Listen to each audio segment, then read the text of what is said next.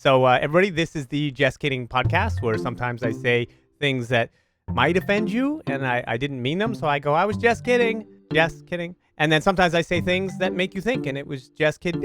A little light bulb goes off. And I'm here with my mom, novelist, a 5-time published novelist, Stephanie Cowell, person I am probably more proud of than anyone in the universe, maybe. Just because I've watched her journey for my entire life. She has been a source of inspiration for me. She's been amazing, and I'm just happy to have her here. We've made many videos together where she's silly in them. She has a great sense of humor. And hello, Mother Stephanie Cowell, novelist, former opera singer. Welcome to the stream. How are you today? Thank you. Oh my gosh, it's amazing to be here, sitting in the couch in the apartment in Upper West Side where you were born, or where you were Right. lived first. Yeah. So that's my childhood home that she's in. That I moved there when I was 6 years old, and she has been 6 months old. Sorry, 6 months old. I was dropped a few times as a baby, not by my mom. That's a joke. I'm just trying to get a rise out of her. Forgive me. No, I moved there when I was 6 months old, and so she's been in that apartment for 46 and a half years. So that place has like magical, nostalgic feeling for me. But I wanted to talk about you today, and I have questions for you about your journey because I've witnessed 46 years of it. But you've obviously been doing this for a long time, chasing your dreams, because that's what the podcast is today. It's about chasing your dreams. And I've watched you do it my whole life, and I'm just curious about some stuff. Maybe I can learn something from you that I have not noticed before. I'll preface it by saying that you were an opera singer for many years. You started off as a creative writer, then you became an opera singer, and then you went back to creative writing. And this I know. But how long have you been chasing your dreams? Oh gosh, well, I think I was about 10 years old, and I decided I wanted to write and that time act and sing. And acting, I never did a huge amount of, but I did some of it. And so I guess it's been since I was about 10 years old. Wow. I really felt that I wanted to express myself in the arts. And when I was 11, I wrote a school play, and they produced it, and they brought in other schools to see it because they thought it was really quite wonderful to have been written by a child of 11. Wow. So, and how old were the people that were in it? I never knew that. How old were the people that were in it? oh well, they were my schoolmates. They were my classmates. Okay. And they brought in other classes to see it, and it was a moment of little glory for me. And was this before you went to that special school for creatives? Oh yes, that was way before. That was in 6th grade. Okay. And then I went to 3 different high schools, and in my 12th year, I ended up at the incredible professional children's school. And Christopher Walken was one of my classmates. I had a crush on him. I always tell people that he could have been my dad. Yeah, well, he could have been my dad. My impression is terrible. No, he couldn't have been my dad. I think he thought I was sort of strange, but it turns out he's extremely strange. So don't worry. Please continue. Yeah, he's rather strange. But he was very beautiful back then, and many other people who became famous dancers, famous models. One of the greatest cellists in the world, who just died, unfortunately, Lynn Harrell. The people in my class, and I loved it. I loved that school because everybody was like me. They wanted to create something. That's what they were interested in. And at the time, and your mother was an artist, right? Yeah, my mother was a fashion artist, so I grew up with professional models coming in the house and modeling for her, and I knew I had to get out of the way and be quiet, and she was doing her work. So. And she had, I've seen pictures, she had like really famous people, right? I mean, in your apartment, was it? She did. Was it Richard Avedon took your picture, right? Yes, yeah. And Gloria, was it Gloria Steinem? She painted her on. Yeah, I wasn't there today. She drew Gloria Steinem at the kitchen table. That's crazy. And my sister was there that day, but we knew a lot of people, and to me they were just people. I wasn't terribly interested because I was a little girl. I was interested in my own things. So I knew who they were, Right. So you went to the school for talented people, right? The performing. All right. And it was a great experience. So where do you think your initial drive to be creative came from, or the desire to pursue maybe a life in it? Well, I started to write stories actually when I was about 8, and it just never occurred to me that there was any other life that you could have except a life of arts. I never thought. I mean, it just did not come never occurred to me that you could be a doctor or a lawyer or Like, what did you think anything. of the people that actually did that stuff? Like, as opposed to what you wanted to do? Did you think that they were strange? Like, What people who people? did were like doctors and lawyers and garbage Well, I men and all think these they were things. strange. It's just that it just weren't sort of me. Right, right. I mean, I felt that the crowning glory of people was to be in the arts. I don't know. I like my doctor. And did you feel like a real need to express yourself from an early age? Oh, tremendously. Yeah, tremendously. I just don't. I always had that. I'm not sure if it's a blessing or a curse. Ah, well, we've talked about that many times. We So, talked about it. so okay, so you go to the professional school, and then you get out, and you want to now become what? At what point did you get interested in being an opera singer? And you were doing acting. Did you play Peter Pan at one point in school? That was I you. thought you remember. My I did. gosh, I did. that's when I was in sixth grade, and I wrote a sequel to Peter Pan, You did. and quoted my father and my mother in the dialogue, and they were very amused. Ah, So when did I start to sing? Well, I always loved opera, and I discovered opera when I was about 12. So immediately I wanted to sing, and I couldn't sing that stuff. It was too difficult, but I tried. God help me. And so I started studying singing perhaps when I was about, oh gosh, about 22. right. I was about 20. And did you get training to Oh sing yeah, opera? yeah. I got training, and I used to take you and your older brother to my voice lessons, and you'd sit on the couch, and they try to keep you still. Well, as a child, I'm just being honest. I have no problem with being honest. You know this about me. As a child, I loathed it. Like I would hear the opera. She would have like literally like a small New York City apartment, 2 bedroom, like 8 people, one of which would become Pavarotti's understudy. Like they were that level of people in the living room while I'm in the bedroom, like full out like singing opera, like as if it was a grand hall. And I'm like 20 feet away, just, earmuffs, wanting it to stop. Now, many years later, I find all of it beautiful because I think it was imprinted upon me. And I find it really just like it just got into my soul. Now, it may have been forced in there with a wedge or some other blunt instrument, but it was done by you, and I have you to thank for that. And because I really think I'm very musical or whimsical or one of those sickles, So back to you. I'm sorry. You know me. I make jokes. I can't help it. It's just who I am. So, okay, you're in your 20s, right? You were an actor, you were a writer, right? And did you feel like you had the support of other people? How many people in your life told you it was possible to have a life in this? And how many told you it was impossible? And it's not a number really, but just more of a sense. My mother was in the arts, and my father was a painter, and it never conceived to me that I could be anything else. Mm. And it never conceived to me that once I got known and good enough that I would have any trouble earning a living. Mm. This, of course, was erroneous. Right. I think when you first go into the arts, you're just aware of the stars of the arts. Right. The stars of the stage, the stars of writing, whatever, and you don't see the other more than 99% of people who are very good and struggling away. But you didn't feel like you had through your mom, or because she was in the arts, you didn't feel like through her you were able to really see the warning signs of the world of rejection. I was a massive dreamer. I mean, I literally and totally impractical, and I really thought that this all would happen someday. But do you think that, I'm sorry, forgive me for interrupting you, just to go with that, don't you think that being a dreamer is like a necessity? Like having that sort of just overly zealous idealism baked in is the very thing that will propel you into something against the odds? Well, I think that anybody who achieves anything, I mean, if I'm forgetting his name right now, but the original designer of the Brooklyn Bridge, I mean, that was a dream. That was an absolute dream. Electricity was a dream. Hamlet was a dream. I mean, all these things were dreams, and somebody had the talent and the willpower and the stick-to-itiveness to make these things true. So I mean, anything in the world.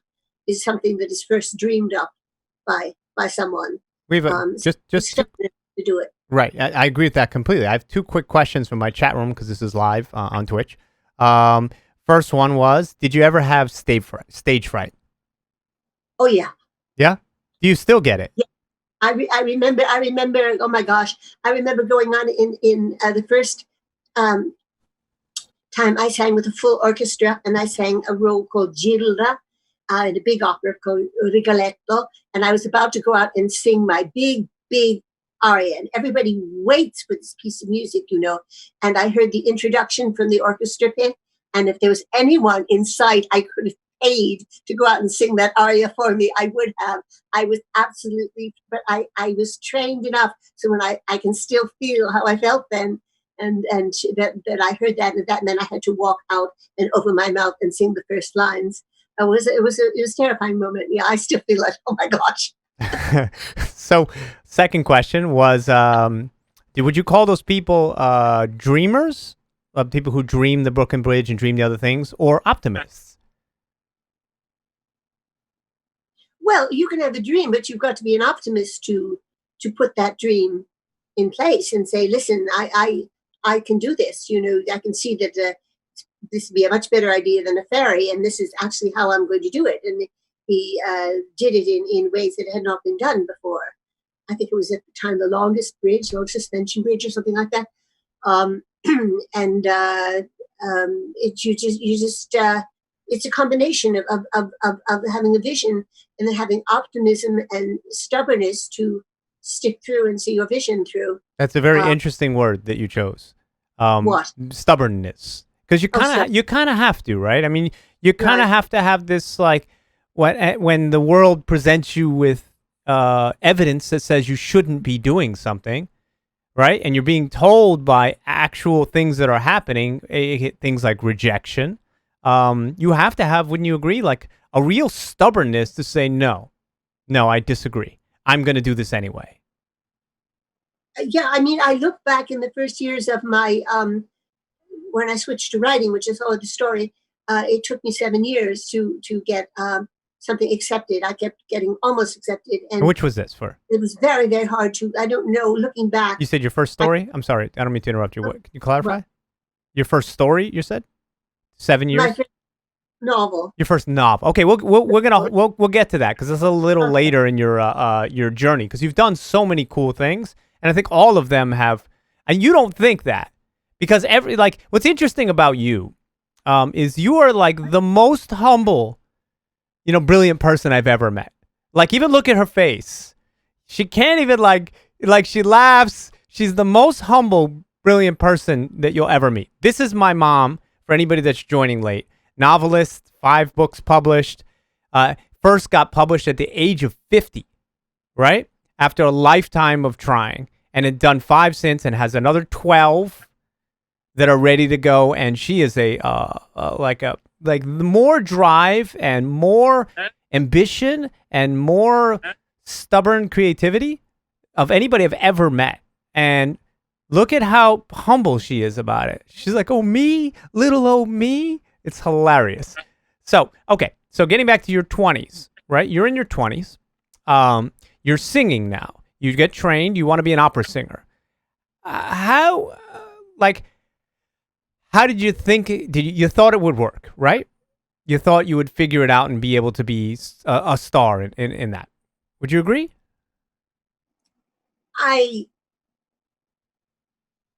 knew nothing about doing it practically, but I had dreams. Yeah, you had dreams. So, but to execute those dreams, because when I grew up, and I didn't see the beginning of that, because I was born when you were 30, and I don't remember the first 3 years, not from any abuse. That's a joke. I just do it to harass her a little bit, but I don't remember it because I was a child. But the she laughs, right? When I was younger, I remember you already had these opera groups, and you were the organizer of things. You started your own. So how did you go from auditioning for things and training to saying, F it, I'm just going to get my own group and we're going to do our own performances and take on the world that way? What made you transition? Well, I don't know. I guess I just wanted to sing. I knew a few other people who wanted to sing. I knew some places that'd be willing to have us. I decided to call some other places, and before you know it, I had a singing group, and it was really really wonderful. And then we had our first opera, in which this I agreed to do this opera. It was sort of born in a little coffee shop one evening, and the young man who would be the lead of the opera is the one who would 5 years later sing all over the world and be Pavarotti's understudy and go Right. on for him. Francisco. No, the future. Right. We really didn't know the future. We were sitting in a coffee shop, Right. and he said, the only role I want to do is, and I said, that's the only opera I love enough to do it. So we set off, Amazing. and it was a Amazing. great adventure. It wasn't the Met. He went to the Met by himself, but it was something amazing. So you were singing you had kids, right? And I remember you having all these gigs as a singer, right? I remember you playing in the street, right? Like trying that once. We tried it I once. did that Once, right? And Yeah. how did it go? I hated it. You hated I it? lasted 10 minutes. I was really used to being, hired by people, and everybody would be waiting for me, and there'd be a welcoming committee, and they'd say the artist is here, and can we get you anything? And all of a sudden, I was singing, and nobody was paying any attention to me. So Right. I decided that this wasn't for me. I remember there being enough money in your guitar case for us to go get like ice cream or something. We did. The guy who was next to me, who was doing something else, I don't know what he was doing, but he gave me $2. I guess he felt bad. I think people giving me 10 cents. And generally, I was getting at least $50 or $100 when I had an engagement. And this then. is the 70s, right? It was, Yeah. yeah. So we took that money, and you're right. We went and bought an ice cream. Yay. I said that was it. So that was it. Probably It was. was There was a Korean ice cream Baskin Robbins on the corner that my mom would take me to, where they called me Yesy, and like I would Yesy. walk in, they'd all be excited because I was a cute little kid. I've not turned He out, was very but cute. Everybody loved him. it's okay. You can compliment me. It's more. No, it's okay. Stop, please. Right? I'm just kidding. So okay. So what are the and you obviously played some bigger venues, but what are some of the stranger gigs that you had? I know some of these stories, but I think they're fascinating. What are some of the stranger of the performing gigs? Like I know you did, and I'll just remind you of two of them, and then you can tell me one of the cooler ones. Two that I remember you telling me about was one, you worked in a prison. You went to a prison to perform? Oh gosh, the prison story. Yes. So they hired me, and there was an auditorium in this prison, and I went out the way I usually did. I was just so naive and optimistic. And I had this long brown hair and this angelic flowing gown, and I got there and I sang beautiful things like Danny Boy, and this beautiful soprano voice, and everybody was so quiet and listened so respectfully. And when I got through it, the person who was I guess guiding me in and out said to me, she said two things. She said, "Thank goodness you." She said, "You weren't a real kind of come on sexy singer, because that drives them crazy. You really calm them down." And then she said, "Do you realize that you just sang for an audience of murderers and rapists?" I said, "No, I did not." Oh my God. So that was. But I would. Well, I'm glad you didn't get killed singing for $50 or whatever that was. I'm very happy about that. I'm just trying to think right now. I had really we did amazing things. I remember singing in front of I think the Waldorf Astoria, and being filmed, and golly, gosh, all sorts of things. I'm not forgetting them right now because I've just. Oh, well, that's okay. I can remind you of some. So there was another one you told me about recently, where you got hired by these like incredibly rich people, right? And that story. Oh, that story. tell me that.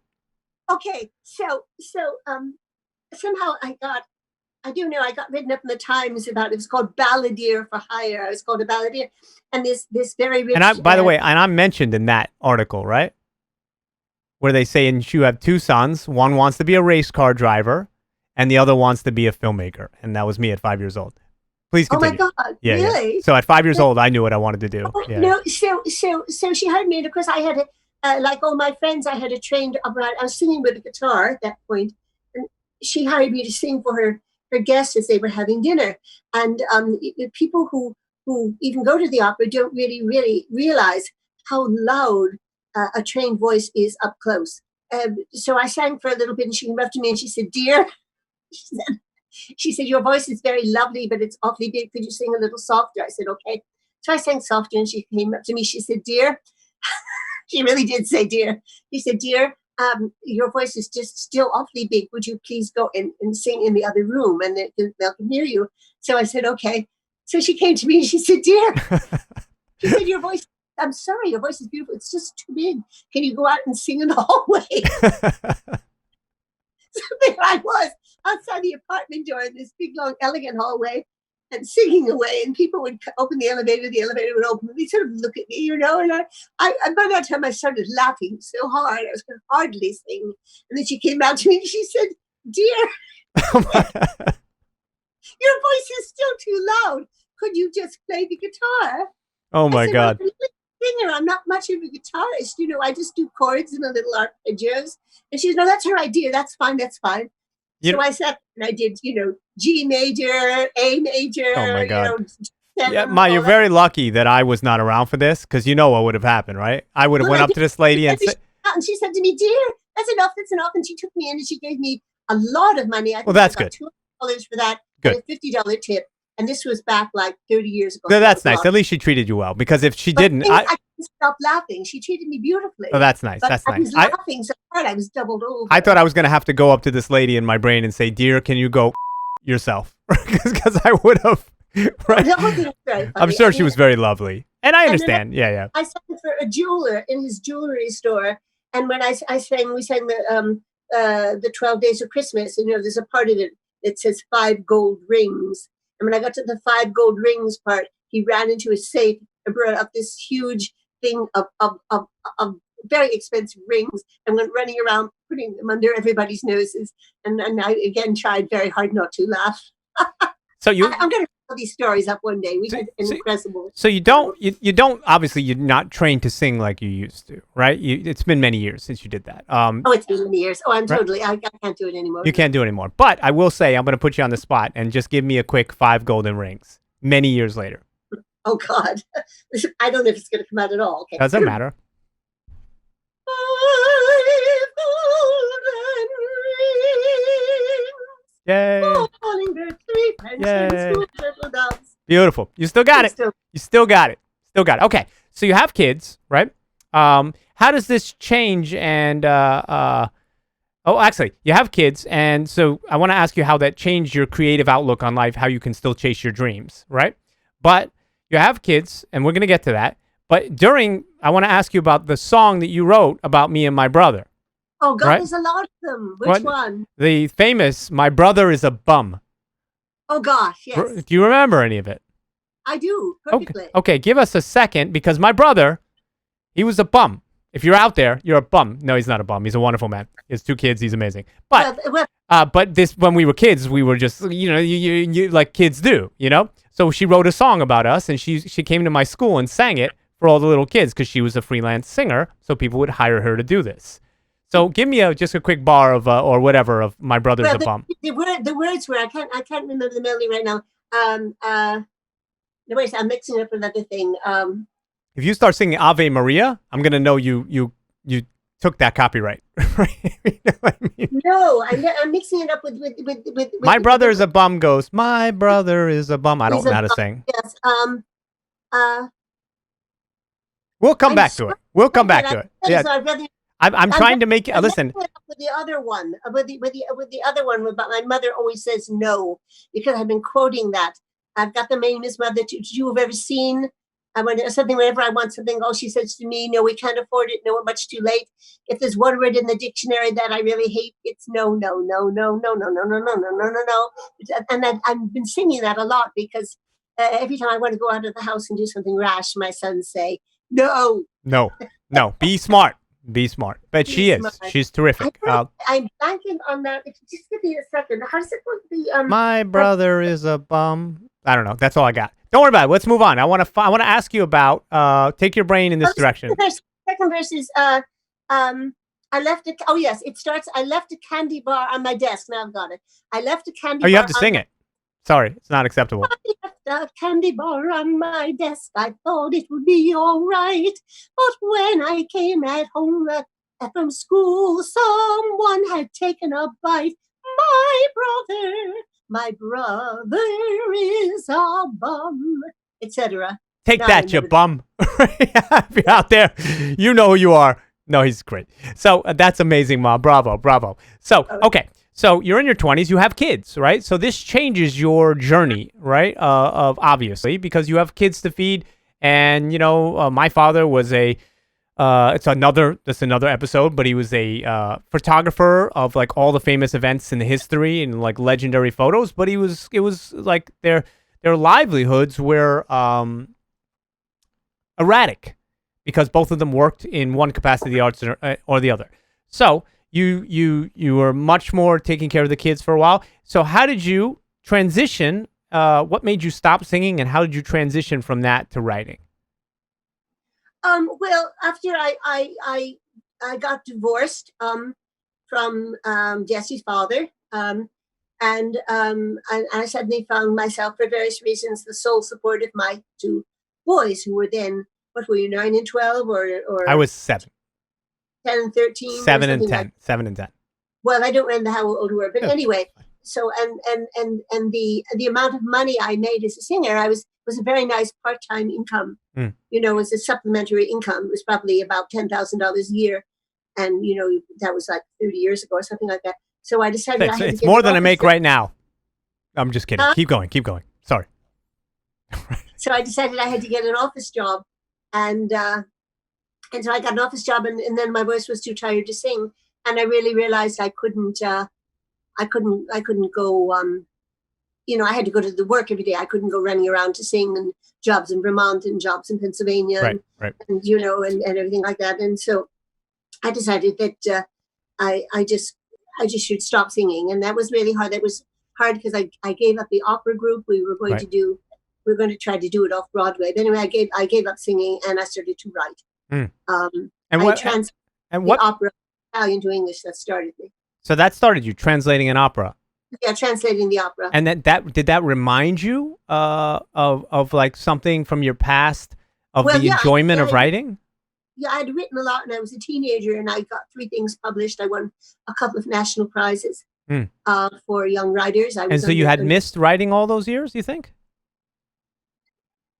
Not really. I mean, I was so involved in singing. As when you're singing, it's like, well, it's exactly the same thing as being a writer in a way, because when you sing, you get up, and I woke up very quickly in those days. And, the first thing you do is you're doing your scales and, to get your voice into shape and get your voice exercising for an hour. And now, of course, I get up and write. So, but I always thought I'd go back to writing when I was about 60, and I stopped singing, but I was about 40 because I just realized the most important thing was having a steady income. Right. So rent. So absolutely. And I appreciate the fact that you did that, because you gave us a stable life. So thank you. Yeah. So I remember one of the things that's inspired me. Now, a lot of people, some of the people who tune in here, people have followed my journey for 15 or 20, and some people more years. Some people have been friends of mine for, here over 40 years. But so there are people who have really just followed my journey. And one of the things, I don't know if I've ever said this, and I hope that I can tap back into it, is I grew up watching you get up at 6 o'clock in the morning every day, and I'd come out tired, whatever, and you'd be there writing, and then you'd go to work, come home, and you'd feed us, you'd give us food. I can't say you were a gourmet cook. You were more of a singer/writer, but you're fine. I'm just messing with you, right? And she's, by the way, who those who are listening, she's laughing, I swear. So, but I remember, and I think I just saw this just dedication and this just desire. Where does that desire come from?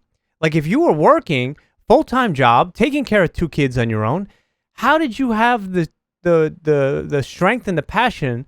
Because a lot of people out there don't have the strength and the passion to even. I don't even have your drive. I mean, I've had moments, I've had years or cycles, but I've never been like that the level of like effort that you have. And there have been times for maybe 10-year stretches, but then I lose it and I have to find it again. How do you have that fire to do that? I don't know.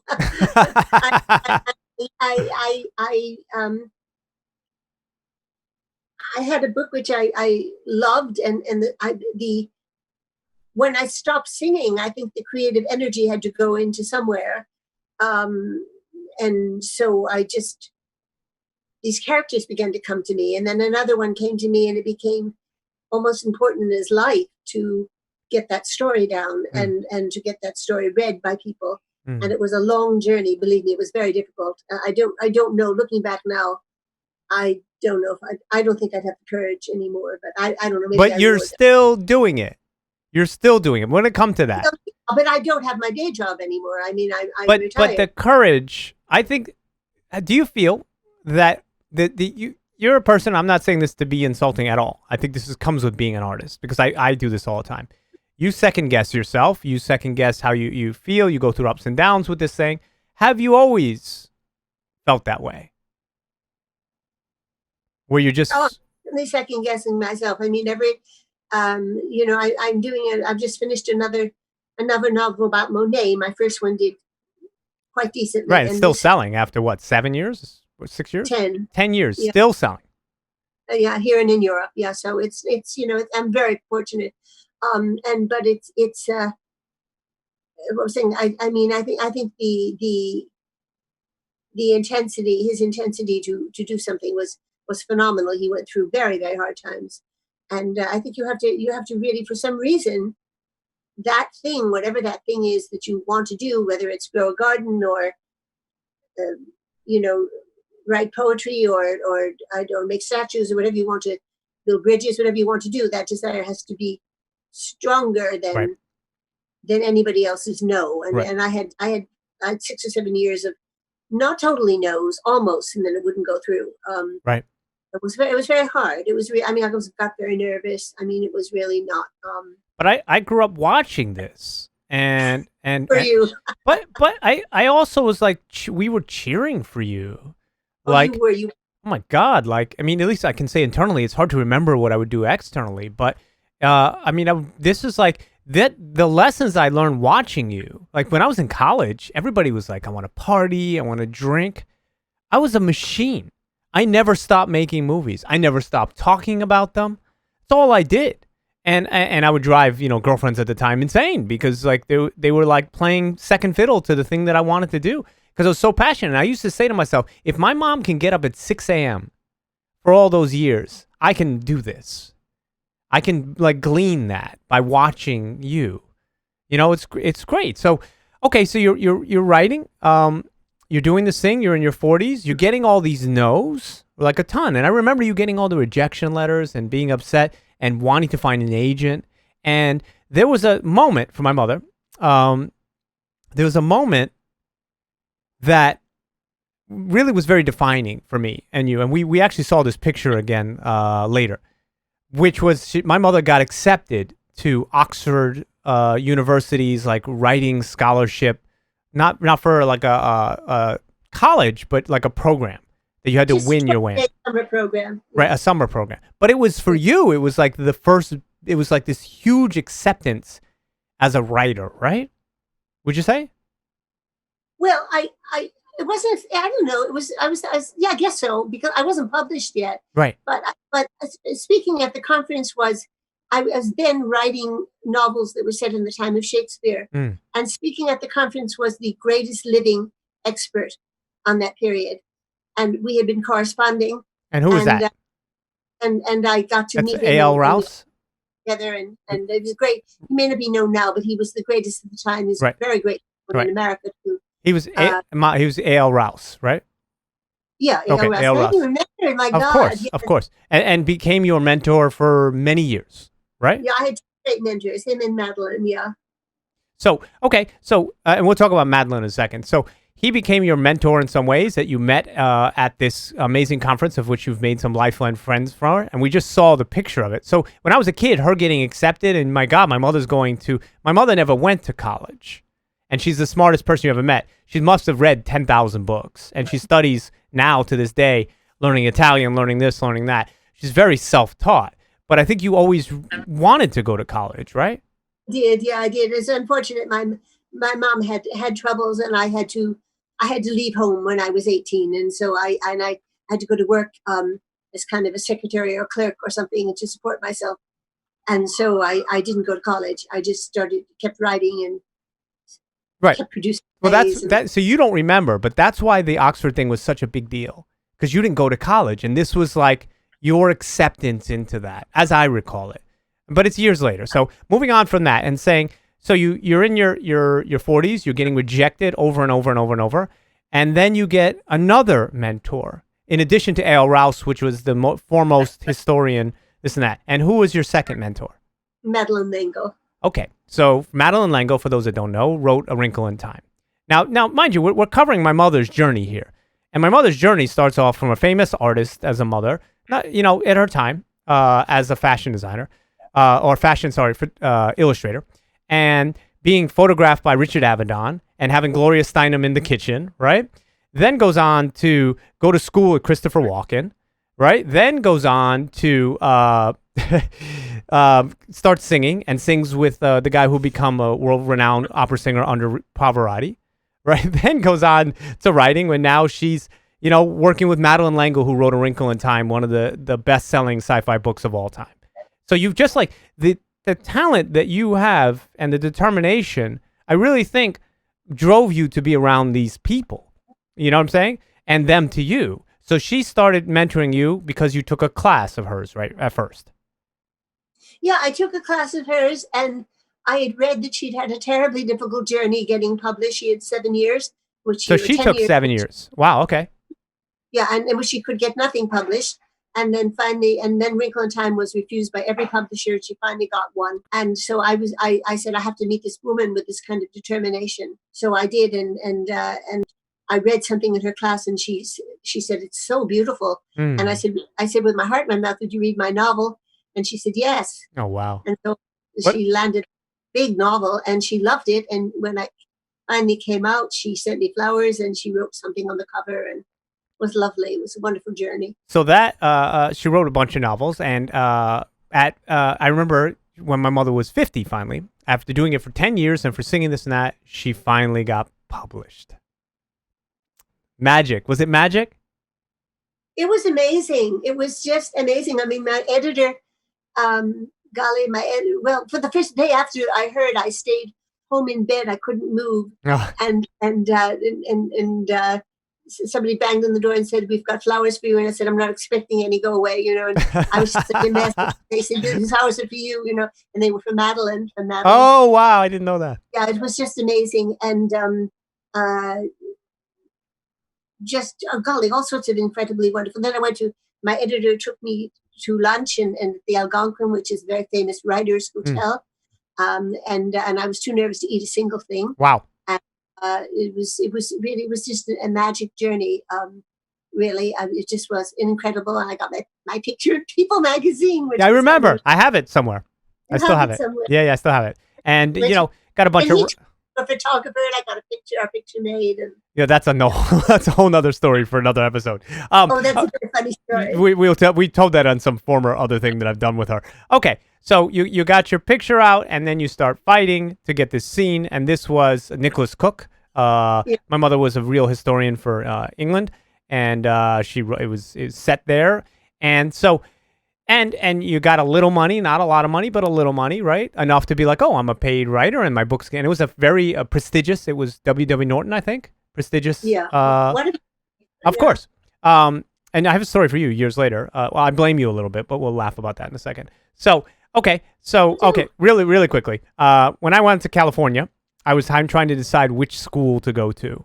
It was going to be, I got into 2 film schools. USC, which is the best film school in the country all around, and AFI, which is the best sort of like trade school. And I got into AFI for editing specifically. And I flew out there, and I had to choose which one of these 2 universities when I go to. Now, I'm still very angry at USC, so that's why I'm making the joke. Because I thought a lot of it was BS when I went, but that's another story. So I go there, and I look around, and I'm trying to make my decision. Now, my mother's book at the time wasn't everywhere. It just wasn't it wasn't that wide of a release, but it was definitely in bookstores. I mean, I remember going to Barnes and Noble. I would visit your book everywhere I would go. I would look for it because I was so proud, And I would see my mother. They had like a giant poster of her when she would have readings in different stores. It was magic. It was like amazing. And they would review her in different magazines, but it wasn't everywhere. So I went and I looked in the USC bookstore, and I said, if the book is here, I'm going to go to school here. And the book was there. I was really happy about it. It was amazing. Oh, no, it's my fault. It's your fault. Totally your fault. No, you're amazing. I was so proud of you. That's all. Who cares about the stupid school? AFI could have sucked too. Things happen. So back to you. So you get your first book published, right? Finally, after all these years. And I remember, but I do want to tell the story too of you coming up. That was at school in Albany. I believe it was for Nicholas Cook. I'm not sure if it was for another book.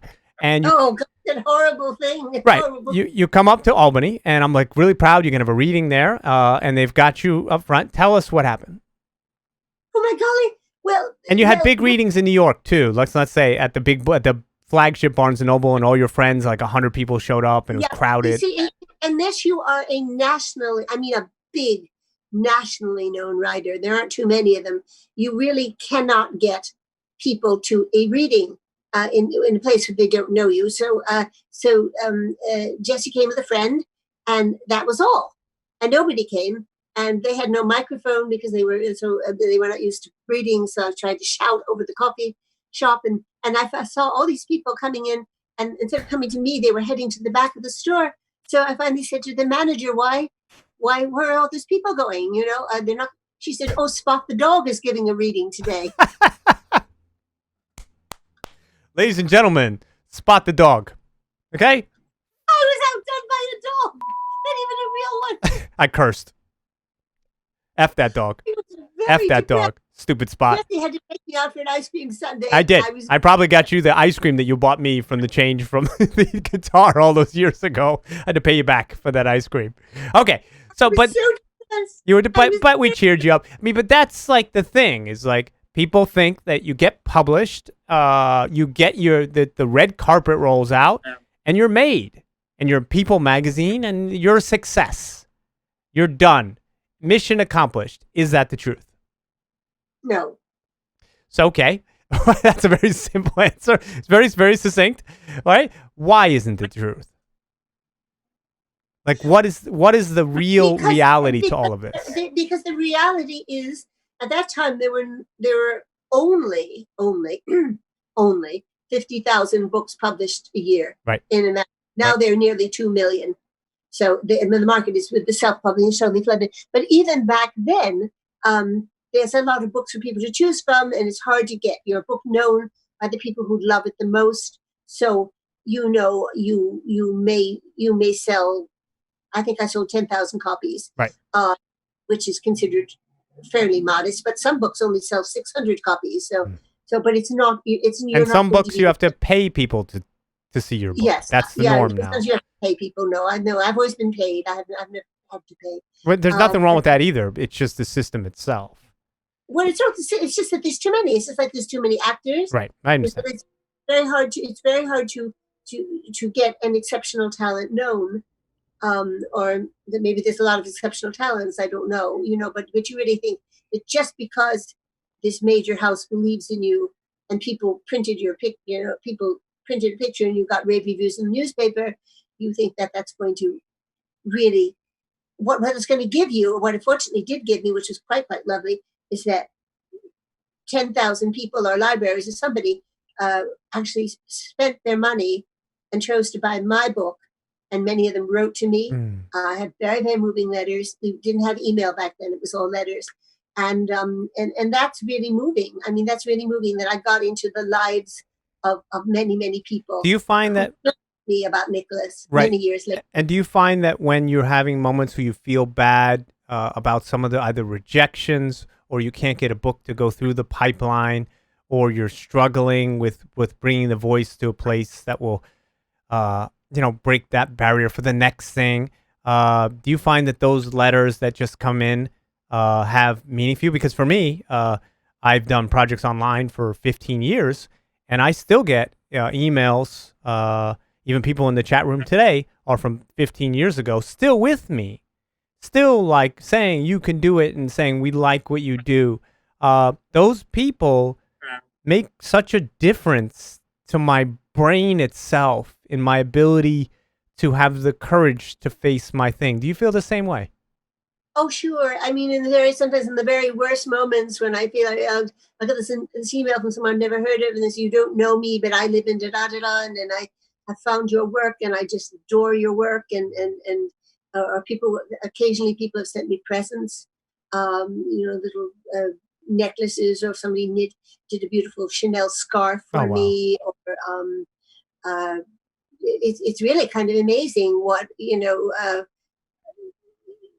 have the chance, and it's not, you want it to be a lot of numbers, because then your publisher or your publicist or whatever field you're in will value you more, and get you more work, but it's really quite an amazing opportunity to reach these people individually, and have you become part of their lives. Your work Right. becomes part of their inner life, and it's just really quite quite amazing, to something deep inside you can reach somebody who've never met, and is so moved by it. It's an amazing thing to happen. I want to just take a beautiful. I want to take a quick aside. So Austin from the chat room, like I said, he's in many of the things. He said, makes me wish my mom was still around. The way Jess looks at his mom brings a smile to my face. Isn't that sweet? Ah, But I want to tell you something about my mom. My mom is mom to like 100 people, 1,000 people. no, I am Not not. like, not a weird way. Not in like you were the Christopher Walken and everybody else was your boyfriend. Not that like that. Meaning that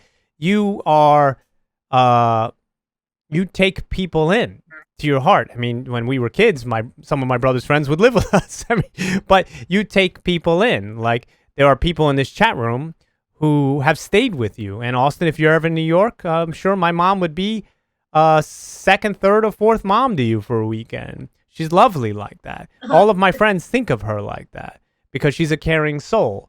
And I think that both of us feel this way. I hope, Ma, you can agree or disagree. It's all of our responsibility in life to be there in those roles that we can be there for other people, to make them feel accepted and loved, because that's what we want, right?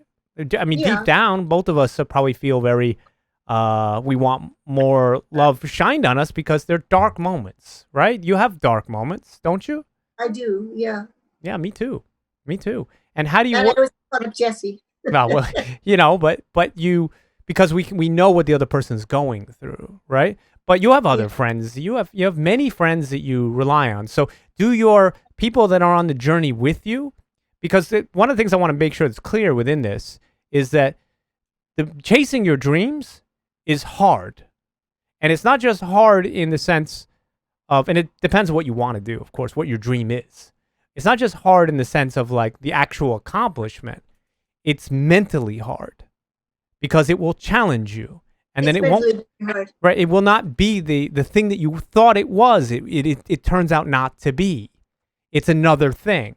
And so it always, in my brain, comes down to back to the work itself and the reason why you're doing the work. You agree? It's very hard. I mean, I've just finished the draft that I'm going, my new novel, which it's pretty advanced draft. It's pretty much a finished novel. I'm going to send it to my agent next week. And it's very complicated when you do historical fiction.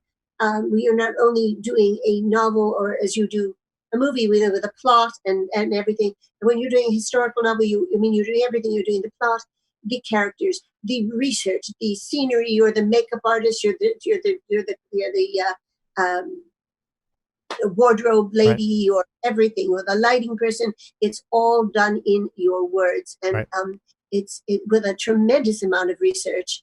And even with you have to keep the story has to moving. It's very hard to do, and I really sometimes walk around feeling like I hardly know where I am, Right. because I'm living with Claude Monet, and he's my father. I mean, it's done the point from the point of view of his daughter. Um, and so it's a bit strange, but you just sometimes you're just like just fried. I mean, mentally. And how I know, and I'm not. Forgive me for saying this out loud, but it's the truth, right? How it's when you release a book or you submit a book, right? Just so the people here who listen to this thing understand how tough this is for people who really care about what they're doing. Like, how grueling is it? How scary is it when you submit a book to an agent or you release a book to the world? And this is somebody who's accomplished, having done the book, having sold other books. Well, it's very hard. I mean, even an hour ago, I was thinking, look, do you want to do this anymore? Do you want to keep putting yourself through this? Because I don't like it. It's just really, I want to be a peaceful person, and it's writing is like anything else. If you sold fortune for a publisher, they will take pretty much what you do, even if it's not very good anymore, because your name will sell it. If you've only made a very decent amount, which I have, uh, they're hemming and hawing over Right. everything. Maybe this way, maybe that way, maybe not this book, maybe the next book, and you're forever in this difficult position because you didn't happen to be the one in 10,000 that sells the huge amounts. So if it's so difficult, and this is the hardball question, right? And I kind of know how you answer, but I kind of don't. How? Why do you continue doing it? I'm gonna. Is it okay for me to say your age? My mother's in her 70s. We're not gonna say what Yes, you can number. say that. My mother's in her 70s Yes. and still getting up and writing every day, and still worried about the next chapter, the next book getting published, right? And these are good things to worry about because it shows that you care. It shows that you still want this, and it shows you still have the drive and the passion to do it at a very high level. Very. So with that said, why? For somebody who's 16 or 25 or 35 or 45, how do I they? ask that all the time. Do I, because I don't need to do it. I don't, I don't need to do it financially, but I feel that I have something to say with every novel I do. And I feel that not everybody will love it, but um, I feel like I have something to say that no one else can say it quite the way I can. Uh, and, and I would like it to be heard. So I end up, half the days I say, you don't have to, don't bother. You have lots of friends. You can do millions of But things. what makes you go back? Because I know you've had dark times. Like, I'm not saying because there's Yeah. something wrong with you. I'm saying because the world is cruel. Because the world stands in the way of people trying to do great things. Well, Or trying. the world is also me. Sometimes I can't do things well enough, but uh, because I love it. Because in the end, I fall madly in love with my characters, and I feel madly in love with their world and the idea of making a world and other people can be in that world.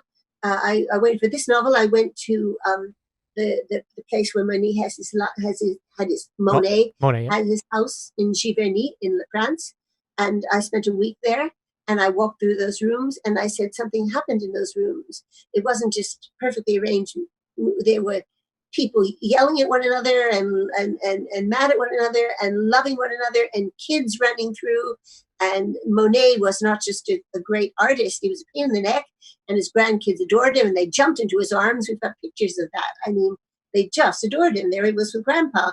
And I wanted to be able to write about someone on that level, on a daily level, who was also struggling to create something mammoth, something beyond his strength. He was far older than me and far sicker. I'm not sick. So anyway, long story. That's amazing. So, how much do your not comrades? We're not Russian. Your colleagues. How much do they're your comrades too? How much of a role do your comrades? God, I did it again. Your colleagues play. Your people that you're sort of swimming in these same waters with as you go along. They encourage me. I've got my main ones, and Jesse's one of my main ones. And Oh, that's very kind. you call them up and you say, I don't want this anymore, or I'm struggling with this, or um, um, I used to be able to call Madeline Lengel and tell her I was having troubles, and she would listen.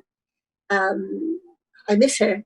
Uh, yeah, you need people who are really there for you and say you've been working very hard, just take a break. Does it Just go help when watch. somebody says you're doing a good job? Oh yeah, Something simple like that, even if they yeah, haven't read your thing or been to your show or whatever. Just say, listen, you're doing great. Just a little bit yeah, of pep. yeah. It means everything. I mean, I'm still ready to. I mean, every day I choose it again because I give my permission to not do it because at this point, at my age, you know, I'm not trying to break in and make a big career. You know, I don't have that. You know, it'd be wonderful. I have my fantasies, but I don't have that life drive to do that anymore. You know, I don't have to really. It's a different time, but the drive to ride is there. So if you had to give a piece of advice to somebody who's just starting out, like, and gonna chase their dream, what do you say?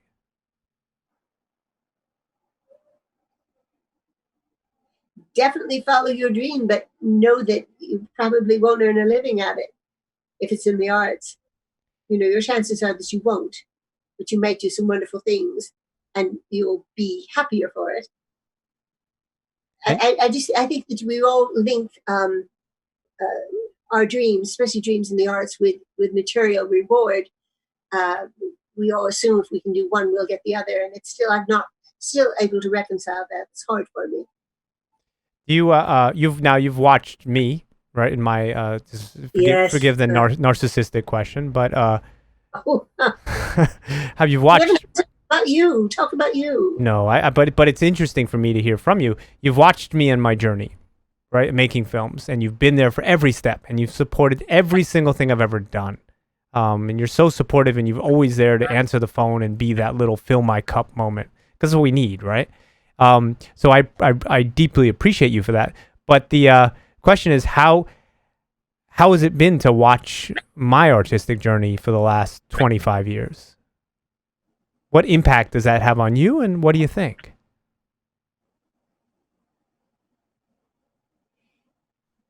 It's been wonderful and it's been difficult because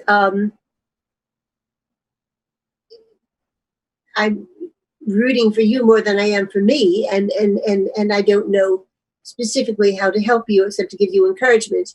If you were a novelist, you know, I could help you. Because I know that field at least. I could try to help you, but I don't know your field. You know, so I just cheer you on. That's about what I can do.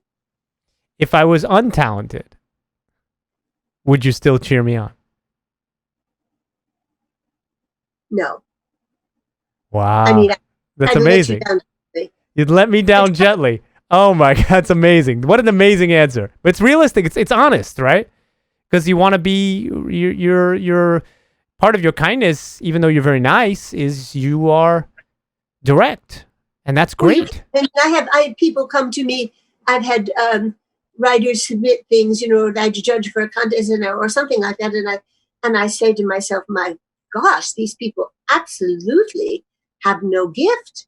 You know, they have they just don't have it. They just don't have it. You know, you hear with singers sometimes they're just dreadful, and if you don't have it, you don't have it, and you have it. I mean, but the world is being. I want the world to be nothing but a velvet carpet for my sons, you know, and the world is the world. It's not all velvet carpet. Nope, it's not. I don't regret gotten into this thing. I don't. I like you is I wouldn't know who else to be. You know, it's who Well, I am. Thinking today that you could have been a banker and you decided not to. Remember? Yeah, You're a I was worked at a Japanese bank, and they were going to put me on like a corporate program because they thought I was very smart. And You are. thank you. Good genes, I guess, right? Hopefully, right? Or you know, you would. What my mother used to tell me, I was adopted. Don't use that word. We're not allowed to use that word. But people from another country that traveled a lot. Right? She said she found me or was bought from them as a cruel joke to me as a child. But my mother was never cruel, except when she was really cruel. She wasn't cruel. So the she's making a funny face at me. The I don't regret it. I don't regret it because it's the life I choose. I choose this. If I was a banker, I'd be rich because I'd have used my brain for that. But I have something to give, and I still believe that. And I feel that I lose my way sometimes. I find that by talking to you, by talking to other people that do what I do, or just talking to people who have desire for something, or witnessing somebody doing something at a great level. I'll give you a first example. Somebody in our chat room is a teacher, and I'm shouting you out here. And she teaches medicine, not in a way that I understand, but I did watch her teach one day, and I was very inspired because I saw somebody operating at the top of her game. And those are those moments, and this happens a lot with a lot of people in here, with the artists that I work with all the time, and many of the people in my life, they are reflecting back at me what I need, which is my cup gets empty. It does. Because I give it all. And then sometimes I lose my way and I lose my perspective. And if I listen to enough, I draw enough inspiration from those around me, from watching them go, I say, oh my God, that's what it's like to be me again. I learn, I glean from their drive, And so I think what do you think it's very important to surround yourself with people that are not just driven, but passionate in a good way? I guess so. I mean, I just surround myself with the people who I surround myself with. Some are more passionate than others. Some are the calming influence I need. I just, you just gather friends to you. But you feel they fill that cup for you in some way, right? When you're they're all supportive of me. I mean, they would not. Right. They wouldn't be my friends if they weren't supportive of me. Because that's true of any endeavor. If whatever you want to do in life, the people around you must be supportive of you, even if they know nothing about what you do. But I think it's a choice, right? And all of this is a choice, what we do. Any person pursuing any dream is a choice. But it's not a choice made once. It's a choice made sometimes multiple times in a single day. Yeah, that's what I feel. Yeah. And the choice is really gone off as do I want to very seriously these days, because I just don't want to, I'm trying not to I'm trying to understand that a lot of good things will come of my having written this recent book, and some things will come that will be very hurtful and will not be what I want at all. I have to be a little cool about it and step away from it a bit, if I possibly can. I'm trying to. But it's amazing that you're still running this computation. I mean, we've discussed some of your life, just some. It's a big life. The big life with a lot of chapters. Yeah. You're just an amazing person, and I think that. And my dream has always been. When I was originally building an online audience early on with my shenanigans, I was like, oh, I'm going to get so many people that I'm going to get them all to buy my mom's book, but the happiness of the people in my life, and if I can give anything in this world, and you taught me this, obviously, it's kindness, it's inspiration, it's thought-provokingness. That's not really a word, forgive me, but it's definitely... It's putting an energy into the world that will create some sort of change in somebody that hopefully results in something that's good. Make them think, make them ponder, just like the gifts that we've gotten. I read my mom's book. My mom wrote a book called, Claude and Camille, right? And it's a book on Claude Monet and his relationship with Camille. And it's really just, it cuts right to the heart of how it feels to be an artist and the struggle of it. It's brilliant, but it can be applied to anything. And it's not just because it's your book, it's a universal tale, right, of what it is to strive and how to strive in an emotional world, right? I mean, there are people who go through life very robotically. And listen, I envy them in their ignorance is bliss thing. This is what they do. They have a family, they make money, they get the... That's just not my existence. but I think underneath it all, everybody lives an emotional life, right? And I feel like when you create pieces of work that can tap into that in a very raw way, and speak to it, not just on an artist level, I think you have just done the world a service. I think that your books, if I can help it, many, many years after you're gone, when you're 145 years old, right? And all of this nonsense that we're going through, and I'm glad we're not even talking about it because it will pass. And I really hope that either your books now, the new ones, get published, or I find a way. But I would love to make a movie out of them, and I want to share what you do with the world in the same way that I would want that for me, right? You want that from me, right? Yes, indeed. And I appreciate that. I'm very lucky. I know the people that I have in my life. I cherish them. And I have love in my life from a lot of directions. I'm very lucky. So every time I feel the world has been unfair to me, or the system is broken, I say to myself, but look at the people that it's brought into my life and the way I can connect to people. There is no goal. I mean, I want to achieve things because that's how I'm built. And I've found a way in my brain to do that recently through the help of people that I've met, even as in a few months ago or a year ago. But I feel like it's more important to have a foundation of goodness around you than it is to have a ticker tape parade in your honor. Because one of those things is the thing that will allow you to do the next thing. And the ticker tape parade, there's nothing there, except the ticker tape parade. And then the feeling you have to live up to that ticker tape parade. So I'm just so blessed in the religious and non-religious sense. I mean, I'll take it where I can get it. You know what I mean? To have had your influence on me in a direct way. And I don't. The reason I say these things to you, and I know you find maybe these compliments overwhelming and hard to internalize. The reason I'm so forthright about them, because I believe that everything that you feel about somebody that's important to you should be said whenever you can say it. Sorry, that was a really long speech. No, it was great. I didn't hear a word out of you. The questions. Obviously, everybody, I love my mom very much. Oh, you're so sweet. I feel very, very lucky. I mean, I think that the love of my family and those closest to me endures, and I just have to take the other. Once I create something, I have created it, and it's very, very, very hard to do. But after that, I can do the best I can for it, but I can't really control it. Someone once said that publishing a book is like leaving a newborn baby on the floor in the middle of Grand Central Station, walking away and hoping it'll be okay.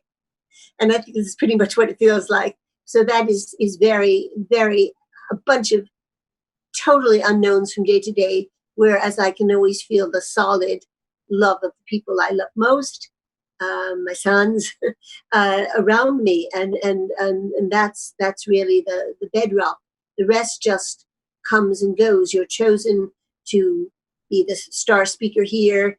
They don't even answer your email. Yeah. You could, but the love of the people who love you endures.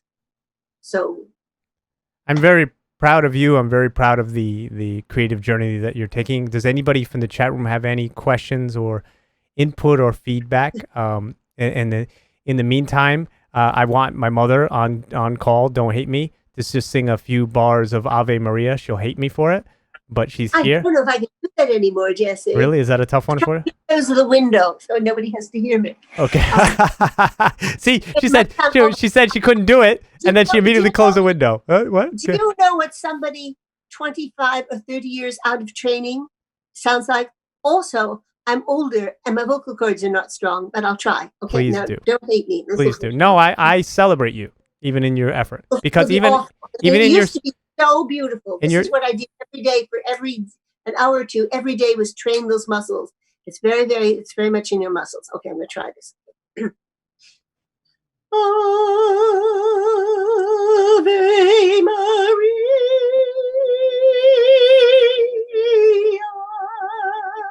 Grazie plena. Lord in heaven. Oh my goodness. I haven't. Oh my God, you're kidding. I remember the last time I did that. It's beautiful. Was at your brother's wedding in Sweden. The last time I sang Ave Maria, 25 years ago. Oh my goodness. Still gets me. You still get me. At least I'm not slamming the door saying, "Stop it, Ma. Stop singing." I can't believe it. I still have a voice of some sort left. That's amazing. You're a beautiful person. I appreciate you doing this with me today. Oh, you're very welcome. We should do some more. We've done a lot of silly videos. So in the chat room we have favorite museum. What's your favorite museum? Me? Yes. Oh, it's hard. It's between the Frick and the Met Museum. I can't decide. I love them both. And the ironic thing was, I worked as a doorman for 6 years every summer to earn money to buy video cameras and whatever I could to make my filmmaking dream come true. And I had the entrance, the building, stared at the Frick. It was like 50 feet in front of me every day, which is funny that you said that. I was working, Ma. I was earning money to live my dream. You know, my friend Jerry, who you know from my childhood, Jerry said that you still have it. Another person who has stayed with you said she still has it. People in the chat have been very kind. My friend Boa says you got to do what you do, basically for the love of writing and creating something that provides joy and emotional fulfillment. Somebody said I could never be a writer. A great deal of respect for writers out there. I want to comment on that and say you can be what you want to be. Yeah. Being a this tale of the courage that my mother has had to do things and still doing them, and it has inspired me, obviously, and I think it applies to everybody. You know, applies to anybody that wants to do something. I mean, all of it is a choice, right? And these are just the callings that we choose. Yeah, I mean, I think the main thing is really at the end of the day, do it because it's what you want to do. You have any choice in your life, you may have to, most of us have to have a job to support what we want to do. But what we want to do is precious to us. And right. As you go along, you'll find a few other people to whom that is precious and maybe a lot of people, but it's mainly is for you because it's what you want to do. It's your call. Well, I'm very proud of your call. Unhappy banker. He would not have been No, I wouldn't have been. Happy banker. I hope I've done a good job in your eyes all these years, Ma. Oh, yes. I'm very, very glad to have you around. I have to protect my rights because all my friends want to steal you. You're very kind. You're very kind. And I hope you like my work as well. I've asked you before, but she's said... I do. I've been there at the front row practically of every screening you've had. Remember? It's nice to know that you're doing a good job. And my brother is no longer a bum, for the record. He's a very nice guy. He's become a good friend. Nice guy. Yes, he's the best. So I want to say thank you so much for spending your time with us tonight in your living room. And I look forward to making silly videos and maybe having you come on and talk about something else in the future if you'd be so kind. But I think this has been amazing and lovely. I appreciate you. I love you. I love you too. Thank you. And thank you to everybody that's tuned in today. This will be on Spotify, YouTube, and iTunes and all those things. I really appreciate all of the people that have supported me all these years emotionally. Some people have donated money, all this stuff, their time, actors. You know, you're part of our family. You don't even know it, but you are. You know, and a lot of people visit us in New York, and some stay with my mom, and like, she's a nice 2-bedroom apartment in New York City. But like, that's my childhood home. Don't mess it up. But my point is that this is our family, and this is more than just putting some videos on the internet. You know, this is our calling. This is what we do, and this is what we want to. We want to put goodness into the world. You know, if we can. And I think my mother's a prime example of somebody who has. Oh, thank you. So good night, everybody. Everybody. Good night.